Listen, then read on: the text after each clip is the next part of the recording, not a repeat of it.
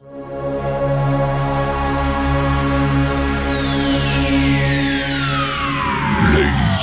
and gentlemen, may I have your attention, please? The show starts in 10, 9, 8, 7, 6, 5, 4, 3, 2, 1, go. And we're going. How is everybody tonight? Is there any everybody out there? I am showing two people, so we've got somebody out there. Put a comment in the comments. Let me know who you are. Let us know who you are. I'm going to go ahead and bring in Tom. Tom is here in the green room, as they say. Hey, and it's just one big Tom. How y'all doing tonight?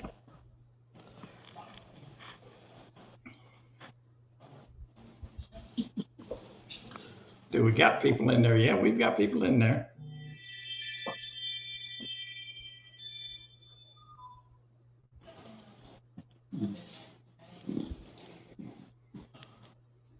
Hey, look at it. Hey, there he is.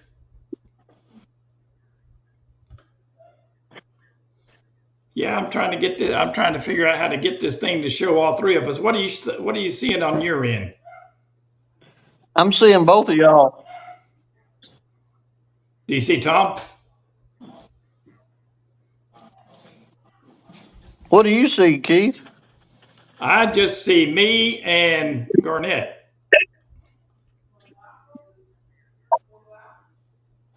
Oh, I see Tom down in the little corner there. That's weird. Yeah. So, okay. I'm drinking myself a root beer, so, yeah, the high octane, huh? And I'm drinking tea tonight, unsweet. So where you at? Okay. Oh, yeah.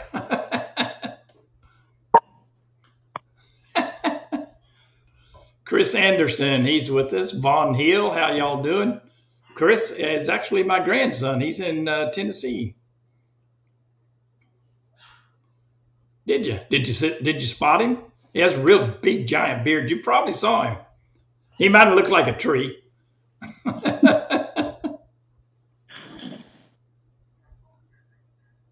Yeah, I saw that. Four of them together. It doesn't make much sense to me, but I must have missed. Oh, okay.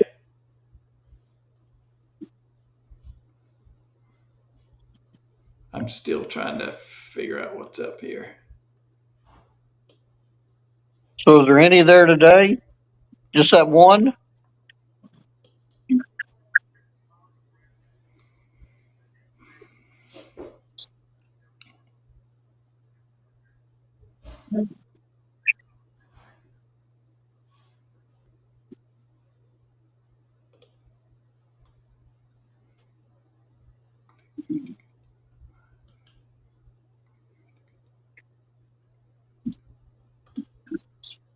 Man, I don't know what's this thing doing.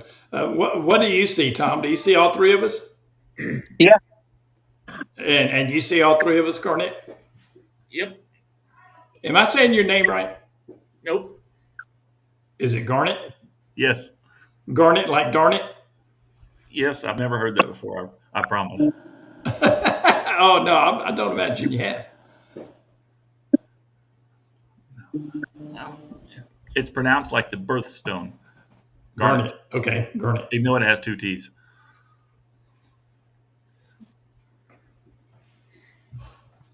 So last week we were talking about the potato masher. Y'all remember that, I'm sure. Yep. I went out to my son's and was talking to him about it. Is that live? No, it's actually all wood. He made it on a wood lathe Oh, okay. and then painted it. but I like it. Well, it makes sense. You can throw it further because of the leverage. It does make sense, doesn't it? Yeah. And as I recall, I think the end screwed off and a string fell out, and they pulled the string to set the fuse and then chunked it. Of course, on all the TV shows, the old ones in the 70s, they used to hit it on their helmet twice. Like, I don't know what that purpose was, but I do remember that.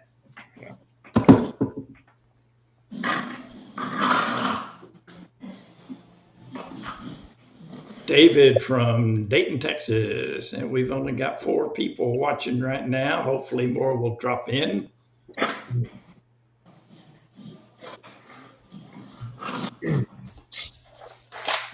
So my letter this week, my World War II letter this week, came to me without an envelope.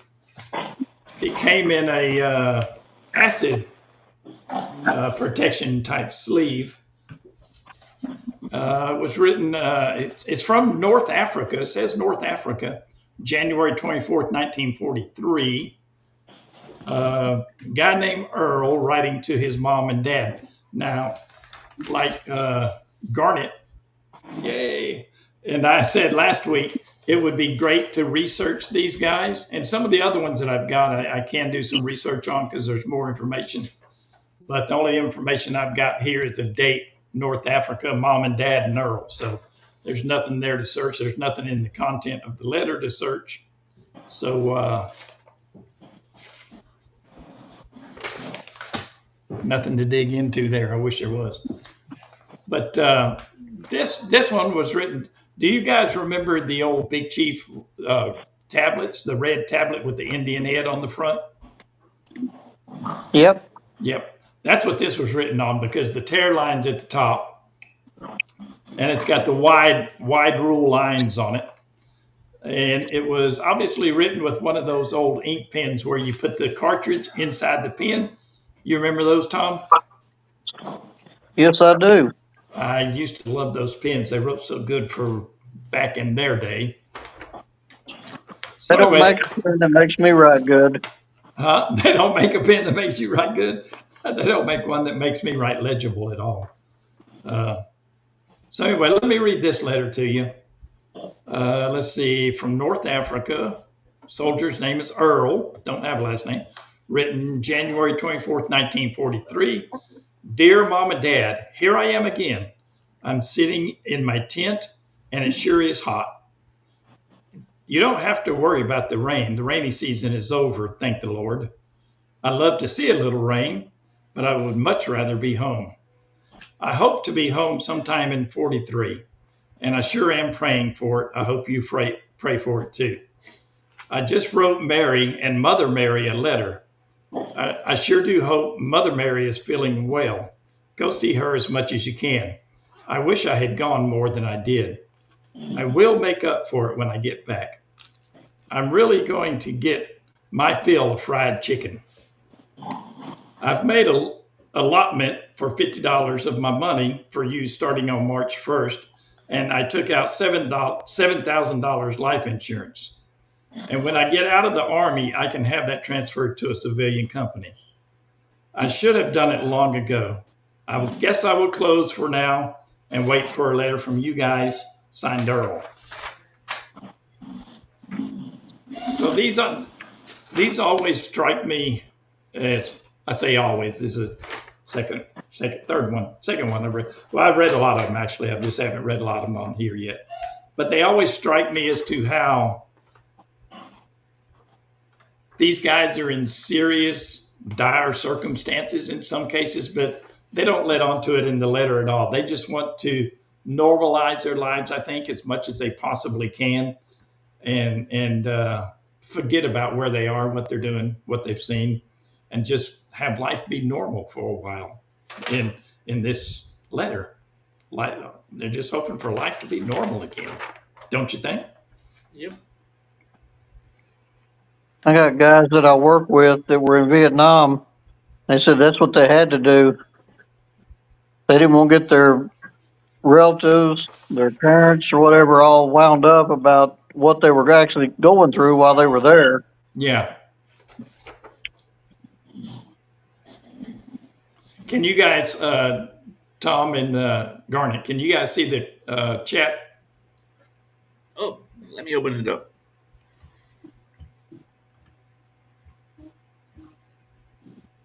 Yeah, I see it now. Okay.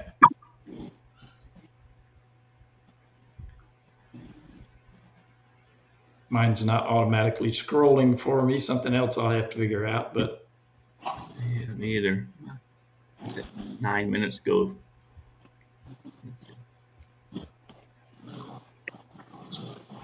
Somebody said it's just you on the screen. Chris said that. Is it still just me on the screen, Chris, or are you seeing anybody else? Or Vaughn? Anybody that's in the chat? Are you seeing three of us or just me?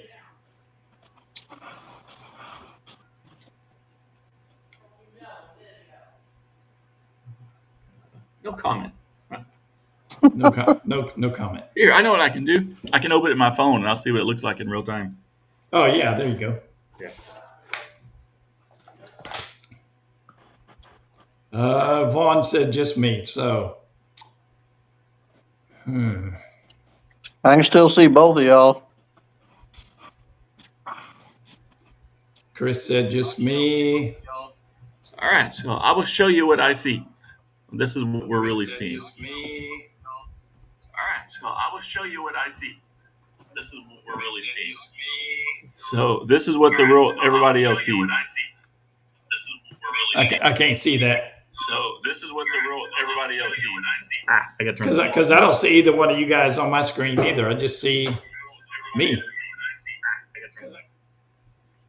I'm still seeing both of y'all. Yeah, so on the live stream, it's only you. Well, at least it's gorgeous.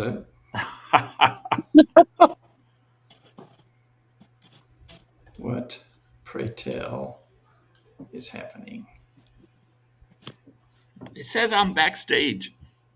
Does it? Yep. That's what mine says.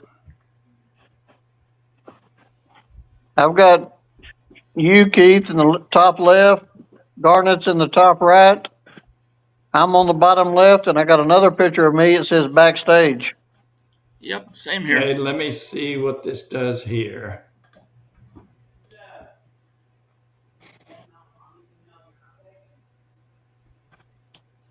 You probably got to go find a 12-year-old in your neighborhood to get this straight. Yeah, I could probably, if I did something like that, it'd probably be worked out in a few minutes here, a few short minutes.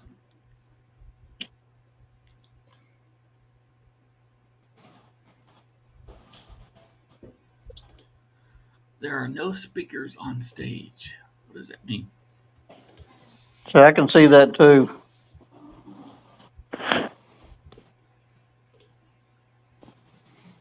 Let's see, click here to continue. Okay, let's try that.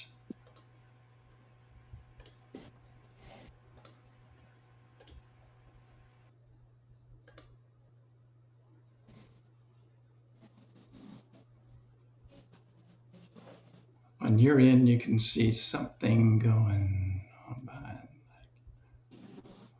the screen. And now all we see is Tom's face. And that is yeah, and now I got just you up here. So, and that's a bad thing, Hal?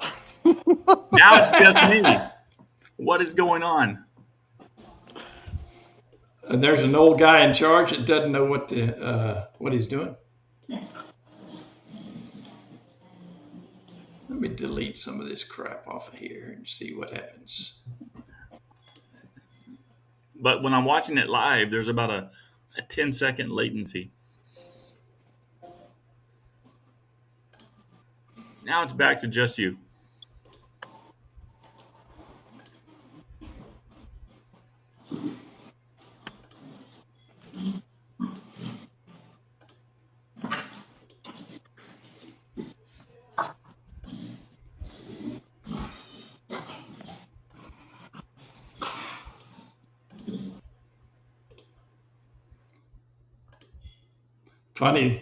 Funny, this worked out perfect last week, and now not so much.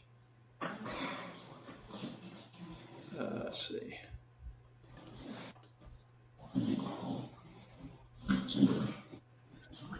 So on my phone, the live stream has stopped. Oh, has it? Yep.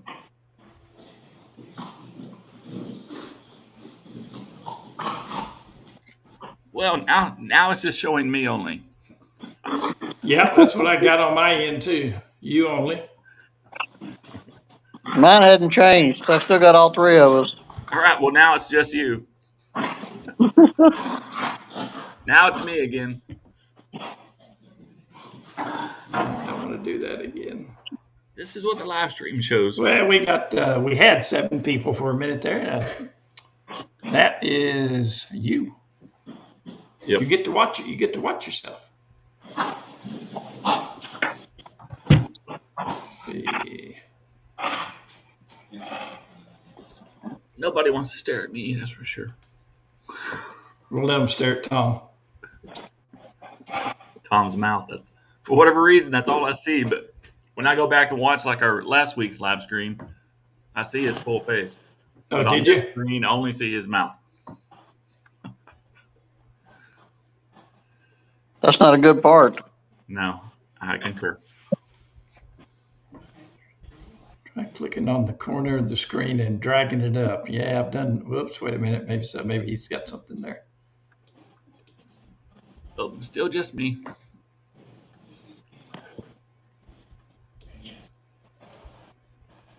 Uh-oh, something changed. All right, so now it shows Tom with me in the top right-hand corner as a small screen. Yeah, Chris gave me this idea. All right, so this is what we see. Well, is it hard to see? I think we're getting closer here. I obviously clicked on a button somewhere along the way Hey, I think you almost got it. that didn't want to be clicked on. I'll see you. Do you see my phone? That's what everybody else sees. Yep, I see your phone. Okay. Still not what I was hoping to see, but it's better than what we were seeing. Yep. Let's see. Video. Yeah, that's okay.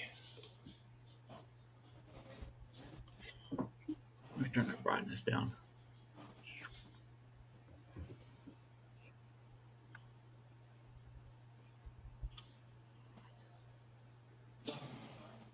Wonder why I'm at the very top.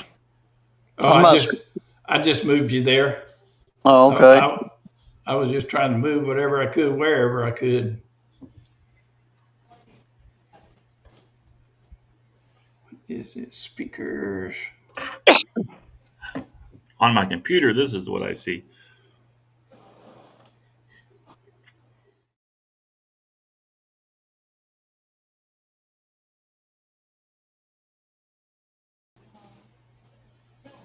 So how much do you travel? Well, He gets around, man. He gets around. here the last 6 months or so, it's been a lot. So I'm going to leave probably Wednesday and go to New York and catch a ship, and I'll be on that ship for about 5 days. Always doing radar repair and upgrade. No. So the reason I'm here now is the U.S. Navy is acquiring a lot of civilian vessels, and they're purchasing these vessels, and they're converting them to rapid response MIRAD vessels. So I go on board and reprogram all their communication equipment to reflect their new name. So what kind of vessel is that, MIRAD? It's a weird combination. They're military vessels, but they're manned by civilian sailors, but they transport. In case a conflict broke out, they would transport military cargo around the world. Like they're roll-on, roll-off vessels. So it's not necessarily just foodstuffs that we're sending around the world. These are all ro-ro vessels. They transport vehicles, anything they can drive, tanks, cars, trucks. Oh, like the one we saw in Galveston that day. Exactly. Okay. Yeah. And then when I go to New York, I'm doing an IT job. So I go on board. It's a container ship, and I replace all their servers and their computers with new equipment. So if the Navy's buying a bunch of those, should we expect them to be shipping a lot of military equipment around the world? it makes me suspicious that something's going on because they are Yes. acquiring a lot of these in a short period of time. This is the third one I've done in the last 6 months, Wow. and these are not inexpensive vessels. No, I bet they're not. And they already have about 50 in the fleet, but they're adding a lot of them in a short period of time. Well, you got different things going on in that part of the world, and that's probably where they're all fixing to go. Yeah. There's three of these vessels in Beaumont. We have the Cape Texas, the Cape Trinity, and the Cape Taylor. And then here in Norfolk, there's like 6 now. And then on the West Coast, there's a lot too.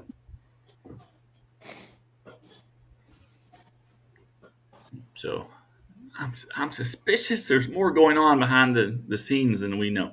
It sure seems that way, doesn't it? Yeah, why are they acquiring all these vessels that can carry vehicles? I'm going through these comments and seeing if The FBI may be entering the chat. yeah. Yes. Probably. And I'm always curious. I don't have any kind of top secret clearance or anything, but I go on board these vessels and have free reign. James Cooper says most of the Ro-Ro ships are 40 years plus old. Yeah, so the ones in Beaumont, the kills were laid in early 1970s. Yeah. But the ones here in Norfolk these are relatively new vessels. Now, do you work for yourself or you work for a company? A little bit of both. That sounds mysterious. It is. It is very complicated. Some of the jobs I work full time for a company, but in some of the jobs I compete against the company that I work for. It's so complicated. Do they know that? Well, originally they did, but we've been purchased and merged so many times. I'm not sure the current management does, Not sure they know much of anything anymore, huh? but that's not really my problem. Yeah. As long as the check clears. Yeah. And if push came to shove, I'm not sure which direction I would go because I don't know who pays more at this point.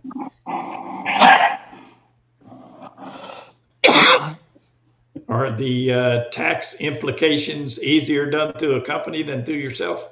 Well, with the company, I get my health insurance and 401k, which is nice. Yep.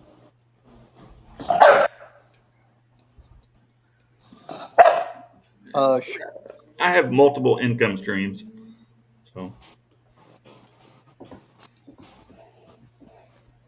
Yeah, and I see your video, the last one that, the one that we did at the same time. Man, you got a ton of views on that one. Yeah, but it's up to 23,000, but that's not great considering what some of them have done. So that's okay. It's made like $120 so far. Yeah, I've seen you've got a couple of them in the close to 500,000 mark. Yeah, I've got one a little over 1 million. That's my biggest video. Yeah. But the one I did about 6 weeks ago, we got 250,000 views in the first week. It's amazing how that works, isn't it? I mean, and there's no talking. It's just me flying around with music for 5 minutes. Yeah. Why did that one get so many views? I don't know. I know. There's no figuring it out. You can put your heart and soul into one and think it's excellent, and it gets 300 views. And then you rush through one that you don't like at the end of it, and it gets 10,000 views. Yeah. Could it be the time of year, the holiday season? People's not just, they're busy. I have no idea what triggers the YouTube algorithm. I don't either. So on the day the Battleship moved, I took off work that day, and my channel only had, I just got monetized like 2 weeks before. And I never had a video with more than 12,000 views. And I drove up, and I tried to go to Morgan's Point to film the Battleship leaving, but the parking lot was chaotic. It was too full. So I rushed down to Sylvan Beach, and I flew out to the Battleship, made like a 2-minute video, then drove home, edited it, uploaded it, then drove to Galveston. In the first hour that it was up, it got 40,000 views. Wow. Where'd you go in Galveston? Where'd you go? Pier 21. I sat there on the same bench that we sat on. Yeah, that's where I was sat at with all the people. There were so many people there. Yeah, Tom and I were over at Seawolf Park. We got there early in the morning. We were some of the first people there. Yeah. So I put 2 videos up in quick succession, and just the views were just, I guess because it was in the news and Google was concentrating on that, but the views were just off the chart. Yeah. I used to get all my videos were getting good views during COVID. But, what else did anybody have to do? Yeah. Except for me. I was still working. Both of y'all were probably still working then too. And Yep. then the day that it was lifted out of the water, I drove down, and in 24 hours, it was like a 45-second video. It got 400,000 views in like 6 hours. A 45-second video, short. Yeah, all I did was fly down and then slowly pan up and look at the stern of the ship, and it got 400,000 views in 24 hours. Wow. That had to be a shocker for you. Yeah. It was out of the water the next morning because me and AJ went over there about 8 o'clock in the morning and it was already up. Yeah, I drove down and I was not expecting that kind of traffic, and so the money during that month of September, I guess it was 2022, Yeah. was extreme. I'm like, holy crap! Where do you live at? Do you know where Lake Shores is? No, I'm not. I'm in Dallas. Oh, I'm near Kima. I'm between Galveston and Houston. Yeah, he and I live probably 30 minutes apart. Yeah. So I'm actually living in a travel trailer, so I'm mobile. Okay. I got a friend that lives in Angleton that I'm going down Friday. Yeah.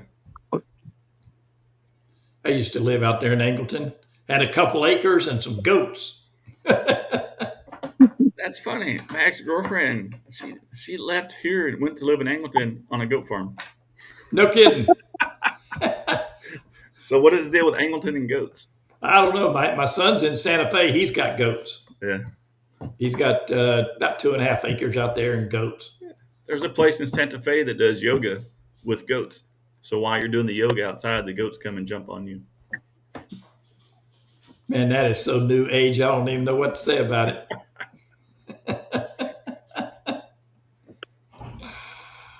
Somebody with purple hair runs that place. Yeah. I've thought about going. Just out of curiosity, right? Yep. So did anybody ever, or Garnet, that's right. I want to make sure I get it right. Did you ever figure out, or anybody ever tell you what kind of coating that was that's going on the battleship right now? No, it's on the. I've had several people tell me, but they've told me several different things. It's on one of the Battleship Foundation's website. It's PPG, whatever I posted in my video. Okay. And I went to the manufacturer website. It's a 2-part epoxy. So it's even a pre-primer paint. Yeah, it's not or paint. sealant. It's not Yeah. a sealant type of thing. So the paint will go on top of it. Yeah. But will primer go on top of that and then the paint? You probably don't need primer. I'm not a paint expert, but Yeah. I would think you wouldn't need primer if you had that coating. Yeah, I wouldn't think so either. I was watching that video that the foundation put out, and they were showing where they're blasting, sanding, grinding. Yeah. They're still going through that. I guess it's up there in the front where they didn't remove anything. They were still having problems with holes they were having to fill. Yeah, I know what you're talking about. I saw that too. When they went over it with high pressure water, they started blowing holes through it. Yeah. Or whatever they were blasting it with. It may have been sand. I don't know what. That part of the original hull back there behind that old torpedo blister. Yeah. Yeah, you probably saw the same thing I saw. It's like a maybe 2 or 3 inch hole that they blew into it. Yeah. Yeah. A lot of water can go through the 2 or 3 inch hole. Yeah, and if there's one, there's got to be more. Yeah. But that's going to extend her stay in there, I imagine. Yeah. Although the last tour date is January 28th. After that, they're going to shut down tours. They should hire a full-time PR person to do videos and documentation on They this. so desperately need that. Just a full-time person to make a video every single day. It would do so much for the public. Just Vaughn is asking if there's ever been a decision made on its final destination. So far as I know, it's going straight across the channel from where it is now, somewhere Pier 20 to 23. They say it says Pier 21 on that foundation email that I have. Yeah, I've seen a lot of things that say from the foundation that say Pier 21, but the last thing I saw said it would be going between Pier 20 and Pier 25. And I don't know if that's, was just put out by somebody that wasn't up to snuff on the information, or Pier 25 is where the cruise ships are. Yeah, So I wouldn't think they'd it's go going there. Pier No. 21, I think, is where it's going, because, and if it is, But And it's even too big for Pier 21. It would cover up like the Wharf Restaurant. it is. It would cover up that oil rig museum. It's too big to put there unless they move Yeah. something. So now they got the two cruise ships. They got one on one end of that channel directly behind it now. And then they got the new one. It's out towards the point. Yeah, and I've heard, not officially, just from people online, that it was going to Seawolf Park. But the foundation has already said years ago that it's not going to Seawolf Park, because they want it to be a standalone attraction for one thing. Plus, if you look at water depth around Seawolf Park, it would have to be trenched out. It would have to be. They'd have to spend millions of dollars just to make the water deep enough to put it there. And not just that, if you were a tourist on Galveston Island, to go to Seawolf Park, it would be a 30-minute trip to go all the way around and down to Seawolf Park Yeah. from the island. So that would severely hamper the amount of traffic it would receive. Yeah. I do like Seawolf Park. The destroyer is okay, but the submarine really, really fascinates me. The submarine does. Yeah. There is not a single square inch, it doesn't seem like, inside that submarine without some kind of control on it. It's just unbelievable that men would even know what all that stuff does. And zero computers. Zero computers, all That was analog. amazing. How do they navigate underwater with no computers? Exactly. I mean, you got to be going the whole time like this that you don't run into something. And they've got to be looking at some sort of paper chart to figure out how deep the ocean is and what kind of structures down there. And I'm sure out in the that's a lot. if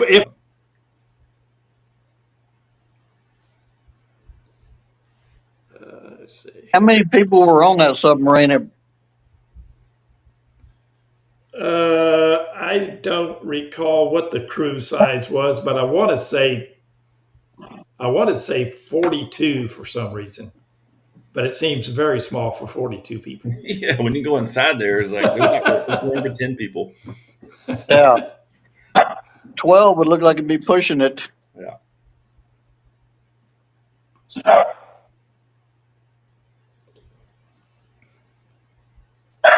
So Garnet's going to be out of town for a while.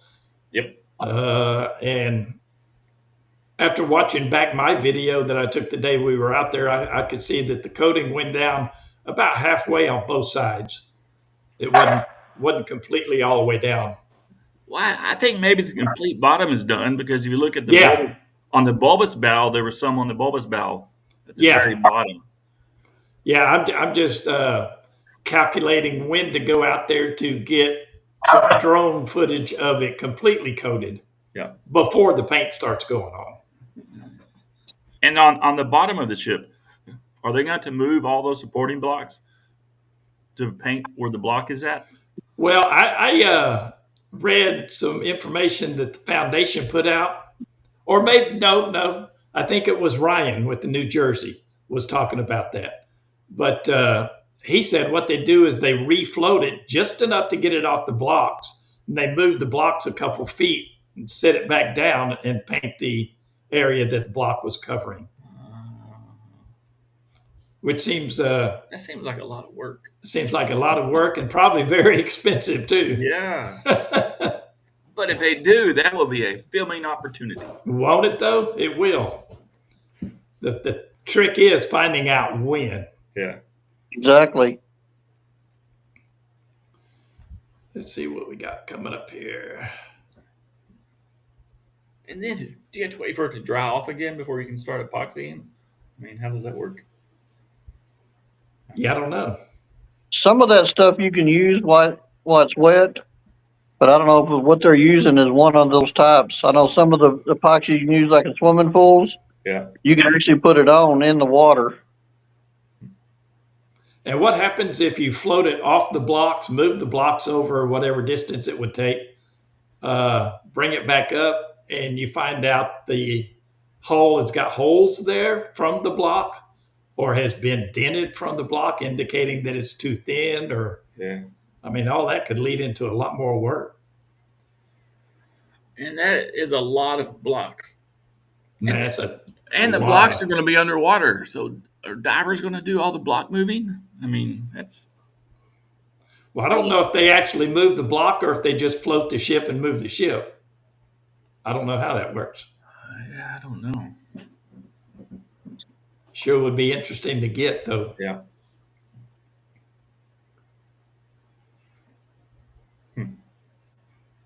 Need to have a 24-hour camera set up across the channel.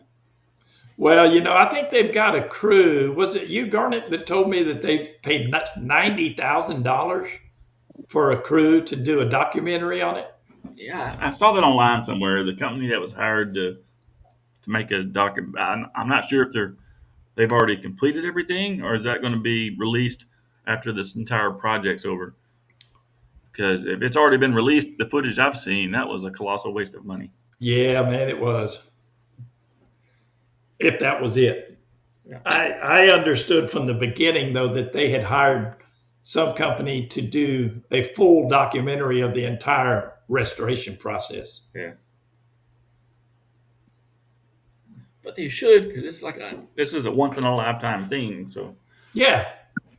And we've only got 6 people on right now, so that's 9 including us. But if any of you 6 guys, or hope you're all guys, if any of y'all want to go out there and get under a battleship, this is your only once in a lifetime chance to do so. And that is going to end on January 28th. After that, no more under the battleship. let me look at the chat, see what's going on here. And the Texas is so small compared to Iowa class battleships, and yet you get under the Texas, and it seems like it's the most gigantic thing on the planet. I mean, it's hard to translate into words how big it seems like it is. So James Cooper said, up north on the river, we float the dock and we move the ship 4 feet or so, then we refloat. Okay, yeah. I thought I had heard that was how they were going to do it. But I also thought I had heard that ships that large only have so many places that can be blocked. Yeah, I watched. So a documentary I did watch, they talked about that. There was a blocking plan from the ship was originally built. Right. And that's how they laid the blocks out to support the ship. But maybe there's a 4-foot area of margin or where they can shift it. They just have to move it the distance of that block plus a few inches. Yeah. Yeah, because they're going to have to blast that area, probably sandblast it. They may blow a hole through it. No telling what all could happen. You've seen the other smaller dry dock out there, Garnet? What do you think that thing's for? That doesn't look like it's for a very large ship. Well, a few months ago, the Alyssa was in that dry dock. Oh, was it? I didn't know that. I wish I had known that. Did you get that? Yeah, I did. And then maybe a month before, there was a big tugboat that was in there. So, yeah, I did one video where I had Tillman Fertitta's yacht, the Battleship, and the Alyssa all in one video. Oh, that would have been nice. Tillman Fertitta's yacht. That is one big boat. $150 million. Whew. Pocket change. and it costs, I think, $23 million per year to operate. I've been down there before and seen a helicopter sitting on it. Yeah. A small, I think they're Bell helicopters. There's the small 2-man helicopter. But I guess when you own the Houston Rockets and a couple of restaurants and who knows what else,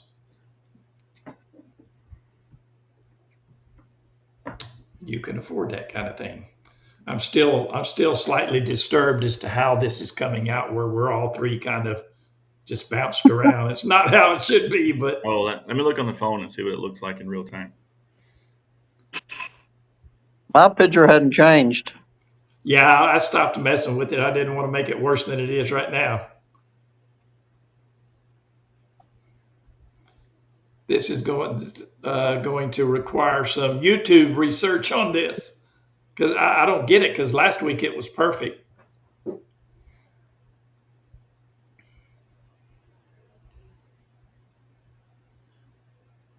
Has that one person come back that was here last week that knew all the answers to everything? No, he's not here, I don't think. I haven't seen his name scroll by.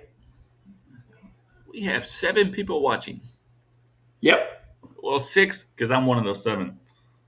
Oh, well, I'll go on and we'll have 8.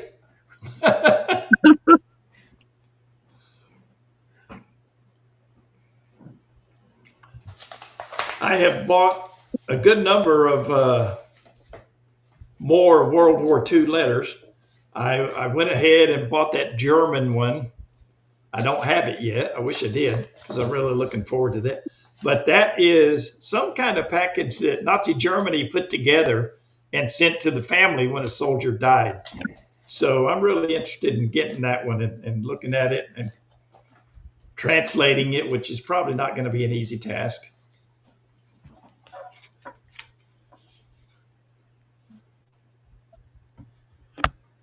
When I buy these, I try to look for the ones that have this mark on them right here that says that they had to pass through, what's it say?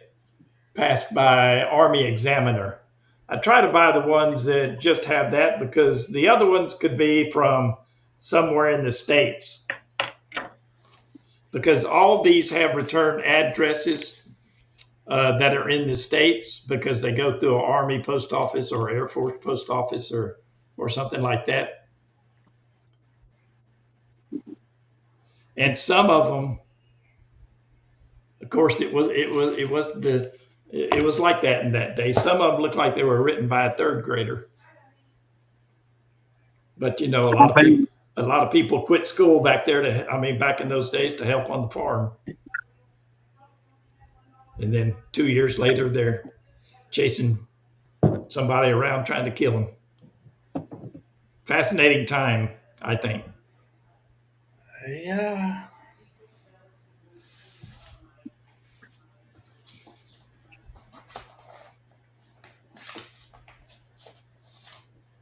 So, Tom, when's your next dog show? Saturday in Houston. Saturday. I'm leaving here about 9 a.m. headed down that direction. Man, I'll be working. You spending the night? Yeah.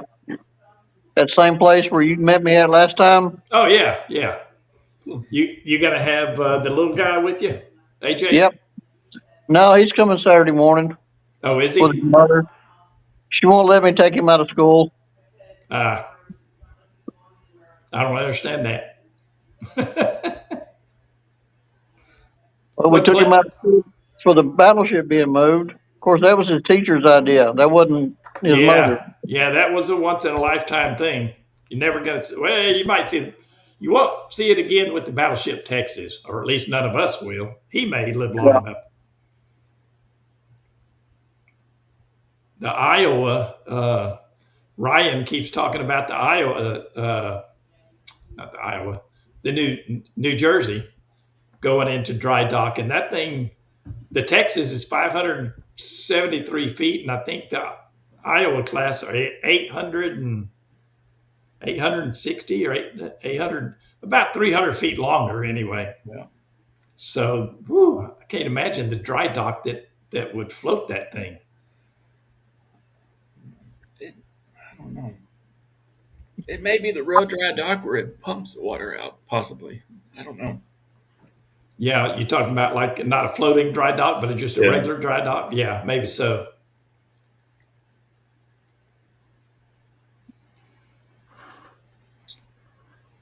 See what we got going on here in the chats. There should be several of them on the East Coast, isn't there?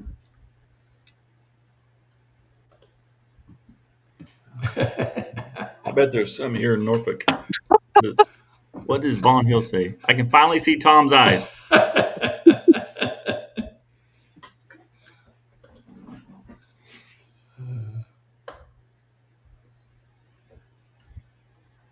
So I hope this, no, not hoping. I know this audience will grow over time. Yeah. I just got to get the word out better and make a couple shorts or something like that about the live stream and time and all that stuff. Just need to. It would be cool if we could get Travis or somebody to join us. I thought about contacting them, but I don't know if they like any of us. They probably won't because it's outside their official communication channels. And Yeah. Now, Tom Scott, I could try him, but I've had a minor run-in with him online too.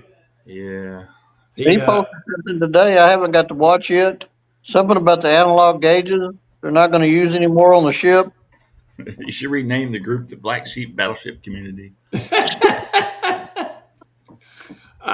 run-in I had with Tom Scott was early on when I was doing videos of the Battleship Texas.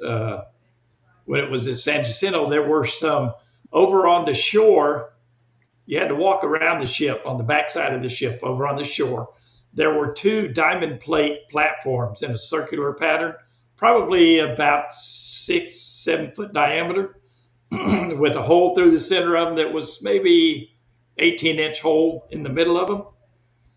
And I speculated that they were gun mounts, knowing that they weren't. I speculated they were several things, just trying to generate some conversation in the video about them. And he commented on that video and told me that if I didn't know what I was talking about, I shouldn't talk about it. And I replied to him, told him that I openly say that I don't know what I'm talking about. I'm guessing what these things are, and I'm trying to generate a conversation as to what these things are. And he says something along the lines of, if you don't know ships, you shouldn't even get close to them. He was just very sarcastic to me. Yeah. And I tried to tell him, I'm like a guy that, I don't know ships because I never served on a ship, never even been on a cruise ship. So, I don't know ships, but I'm like a guy going out there with his buddies and the curiosity of finding out what we can about that ship. But he wasn't as bad as Bruce to me, but he was really unnecessarily rude. Instead of, in the type of guy he is with the videos he does, I would have expected him to be more of a explainer. Maybe tell me what the diamond plate things were, but he basically told me it was none of my business what they are. Yeah. The only problem that I have out of him is when he explains something, he does the very long version of everything. Yeah, he does. So about halfway through it, you lose interest into it, or at least I do. Yeah, well, that's what I was saying last week. He gets into fine, minute details of things, like somebody that works on radars might need to know. But I don't need to know that stuff, man.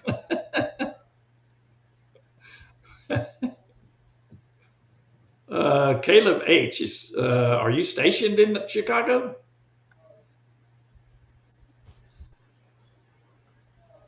Let's see what we got here. What does this say?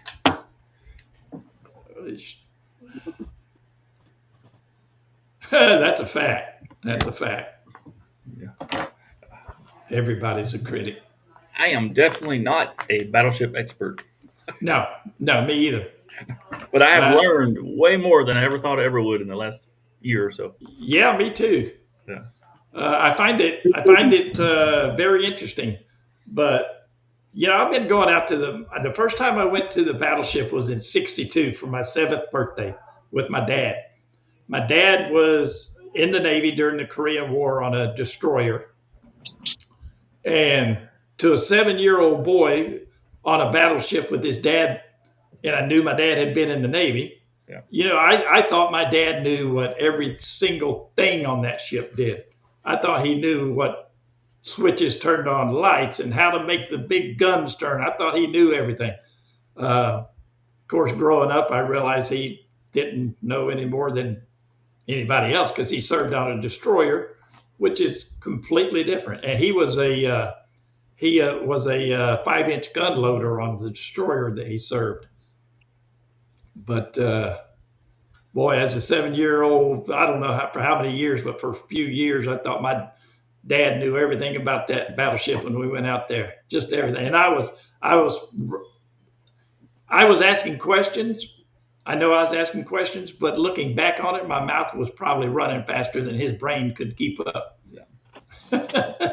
Yeah, I've got a picture when I'm 5 years old with my sister in one of the anti-aircraft guns, turning the little crank that makes it turn. Yeah, yeah. So you've been out there a lot of times too. I don't even know how many. I didn't grow up down here, but my dad liked coming down to the coast every summer and fishing. Yeah. Well, about every 2 years we would visit the battleship, and so I have pictures of me in the gun, and then I have a daughter now. Well, she's 20 now, but when she was around 5 years old, she's in the same gun. Yeah, that's awesome. Yeah, I need to bring those pictures. See, that's another. Well, first let me back up and tell this other story. My brother and I, my older brother, we used to get on those, and you probably did the same thing. Probably every kid out that has ever sat on one of those guns when they rotated good back in the day when they rotated good. We aim at the ships coming down the ship. Man, there's not a single ship that made it down that channel past us. Because it had big round crosshairs. Yeah, yeah. And just follow the ship. And I don't know how many aircraft we shot down headed into Hobby. Yeah. I mean, we just worked that stuff over when we were kids. Yeah. Good times. Well, you seen the excitement of AJ when I took him down there. Yeah. I think the first time when we met you down there, it was his first time down. Oh, was it? Yeah. I've been going down there since 2010. That's when I found out it was even down there. I never knew the ship existed. I've heard about that ship my whole life, but I didn't know it was still around. Yeah. And that's one of the problems with where it was located, because there was the state or the Texas Parks and Wildlife that was in charge of it then. Nobody did any kind of advertising, nothing. They even changed the name of the highway from Battleground Road to Independence Parkway. Yeah, and they were just because it was offensive. Yeah, yeah, they were just letting the poor old ship just deteriorate away to nothing. Yeah. Now, how long has the ship been in the Foundation's hands? I think 3 or 4 years. Because when I went the first time in 2010, there was a lot of volunteers. There was a lot of people there that knew everything about the ship. And when I told them that grandfather was on that ship back in the 1920s, then they started asking me questions about, do you have any pictures or any information? Because they lost all that. Yeah. From the people that was on that ship between World War I and World War II. Yeah, I read on the Foundation's website or Facebook, not their website, on Facebook, somebody was asking them if they had a list of crew members because they had a relative that had served in 43, I think. It was during World War II, but anyway, they had a relative that served on the ship, and they wanted to find out what they could about the relationship between the ship and their relative. And the Foundation told them that crew records were very sparse, spotty, and hard to get a hold of. They said they are trying to gather crew records, but that right now they did not have a good source or a good reliable list of crews, which is amazing to me. not amazing to me that they don't have it. It's amazing to me that it's not readily available in naval archives or something. I'll say I think it was the second time I was down there. My aunt had given me a picture of a wall that's in there near the ice cream place where everybody that's been on that ship signed that wall. Well, I asked one of the guys there about it, and another one turned around and said, "How do you know about that?" I said, "My grandfather was on here. I've got a picture of it with the signatures and stuff." And that's something I gave to those guys down there then with a bunch of other pictures and stuff. But they were surprised. He said, "We've heard about that, but we thought it was a rumor." I said, "No, I've actually got a picture of it. It's You in that gave area with the ice cream fountain." you gave them your original pictures, or did you make copies and give them copies? I made copies for them, but 2 years after that, I lost everything else in a garage fire. Oh man! So now you're without. I'm without.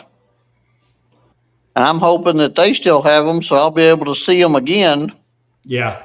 when cause that's what they said. They was going to post all this stuff that people brought in and what they had in their museum when they got everything taken care of. Yeah, I think the museum, I think, is gonna be the telling factor as to where the ship's gonna go whenever they start construction on that.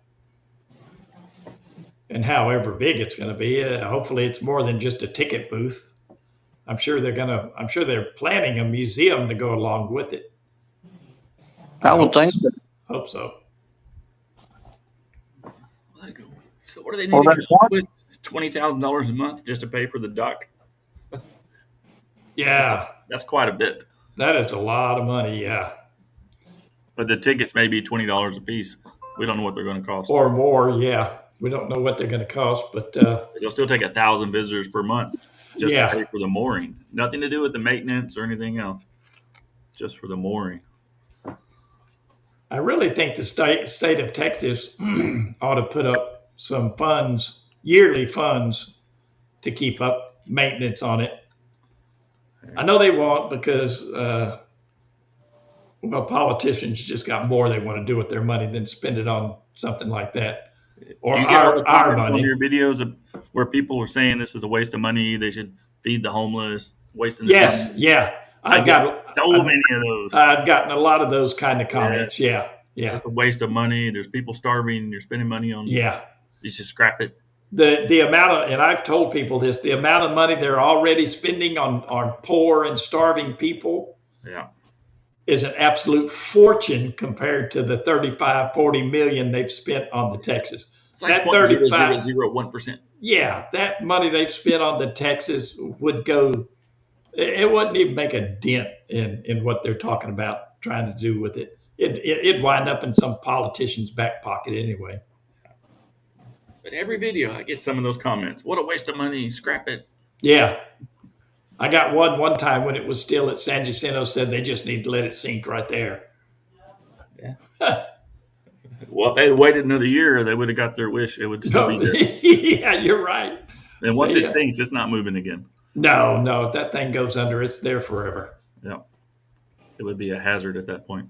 Yeah. It was sitting on bottom at one time, wasn't it?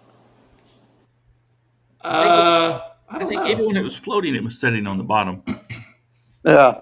Well, see, the first time I went out there, I got to go all the way to the bottom. It probably wasn't in that bad a shape, and that was in 2010. They had one little area roped off towards the back part of the ship where they didn't want us to go. They said it was dangerous back there. But I went from one end of that ship to the other, top to bottom. I had pretty much free run of that place with the people that were in charge of it then, the volunteers. Because once I started bringing them stuff, they was all happy and just let me run wild.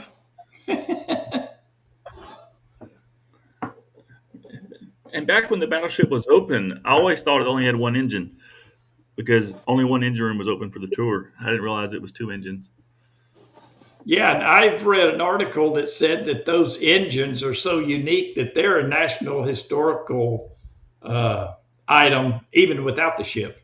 Yeah, triple expansion. They were outdated when they were installed, almost. Yeah, yeah. The New York, the USS New York had them. I think the Titanic had them too, didn't it? But yeah, that's really old too. Did you watch the video I sent where it talked about the engine and how it got slower and slower over time? I don't think I saw that video. Was that recently? Yeah, I sent it to the group. It was a pretty Was it the documentary of the battleship's history. Okay, so it wasn't the video that you sent that there were some guys working on the engine? No, it was just a complete documentary from when it was built up until present day until when it was scrapped. All the different campaigns, the place it traveled to, the different refits on the hardware. I got to scan back and find that because I want to see that. It was pretty good. And they talked about the speed of the battleship after by like 1930, it was already the top speed had already been reduced.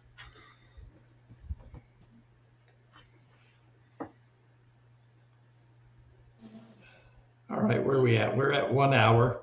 All right, I'm going to cut this off, guys. Garnet has got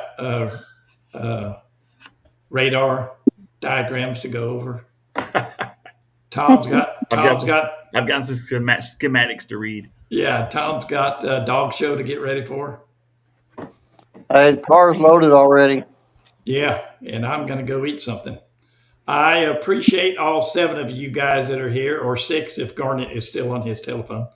But I appreciate everybody that's here. I appreciate Tom and Garnet for coming. We missed Kylie again, but maybe we'll catch her some other time. That's what we need. We need a female to get views. Yes, we do. And she's a Marine female, so that's even more important. Even better. Let's see if we got any last minute comments here we need to talk about. What's this?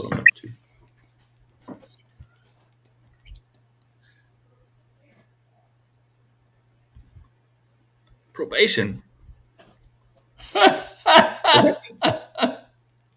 Okay, Vaughn. Well, at least she was put to good use on her probation instead of going to Ben closing. Wait a minute. She got community service on the battleship? Apparently so. I mean, if they can do that, there's probably tens of thousands of guys that could swarm all over that battleship tomorrow. Yeah, no kidding. And the county jail is just right down the road. Yeah. Let's see if the ship could be affiliated with the Smithsonian. Now, that's something I think the ship should be affiliated with the Smithsonian. Because the ship, to me, is just as important as any historical vessel that's in the Smithsonian. Save maybe the Apollo 11 capsule. If that's even there. I don't know if it's there or not. You mean the fake moon landing? Yeah, that's the one. The fake moon landing that took place from the flat Earth. I watched the documentary of it on the airplane when I was flying here, and it was pretty convincing that it did not happen. Yeah, I've watched some that are pretty convincing, but I think it happened. I don't know, but I don't think I'd have the nerve to do that because there was no guarantee they were coming home.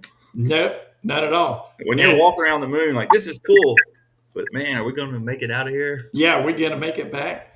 And now they're talking about Mars. Yeah, good luck to the fellas that volunteer to go on that trip. Because that would be a horrible death. You walk around until your oxygen runs out. Yeah. It's going to be horrible.